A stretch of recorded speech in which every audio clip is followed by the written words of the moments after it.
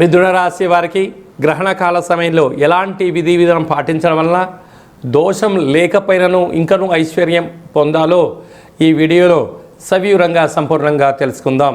రాశాధిపతి బుధ భగవానుడు. వీరికి రాశిలోనే గురు సంచార స్థితి ఉండడం, తృతీయంలో కేతు సంచార స్థితి ఉండడం, తృతీయంలోనే గ్రహణం జరుగుతుంది కనుక ఈ గ్రహణం వీరికి దోషము లేదు. అయినను వీరు ఉన్నతమైనటువంటి జీవితాన్ని పొందగలగాలి అన్నట్లయితే ఆధ్యాత్మిక చింతన, గ్రహణకాల సమయంలో నవగ్రహ మంత్ర సాధన, వీలైతే పారాయణం చేయడము, వీలైనంత వరకు మౌనము, ధ్యానము, ఏకాగ్రతగా మీరు ఉండగలిగినట్లయితే గ్రహణ దోషం నుంచి ఇంకనూ ఐశ్వర్యప్రాయమైనటువంటి జీవితాన్ని పొందబోతారని చెప్పి గమనించాలి.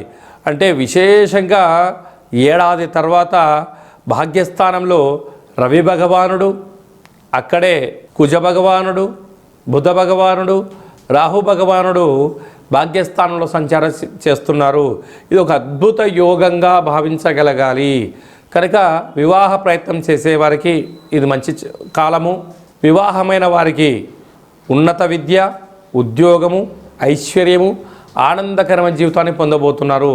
భార్యాభర్తలు ఇద్దరూ కూడా అన్యోన్యత అవసరమని చెప్పి గుర్తుపెట్టుకోగలగాలి. ఆనందకరమైన జీవితానికి బాటలు వేయగలిగితే మీకన్నా అదృష్టవంతులు ఎవరు లేరు అని చెప్పి కూడా గమనించాలి. అలాగనే రాజ్యస్థానంలో శుక్ర భగవానుడు, శని భగవానుడు సంచార స్థితిలో ఉండడం వలన వృత్తులలో, ఉద్యోగాలలో, వ్యాపారాలలో మీరు క్రమశిక్షణగా ఉన్నంత కాలము, మీరు కష్టపడి పనిచేస్తున్నంత వరకు మీకు తిరుగులేదు అని చెప్పి గమనించగలగాలి. కనుక గ్రహణకాలము తదనంతరము అష్టమి కాలతిథి యందున కూష్మాణ దీపాన్ని పెట్టి శివుడికి రుద్రాభిషేకం చేసుకోవడము, కులదేవతలు, గ్రామ దేవతల యొక్క ఆశీస్సులు మీరు పొందగలిగినట్లయితే మీకన్నా అదృష్టవంతులు ఎవరు ఉండరు.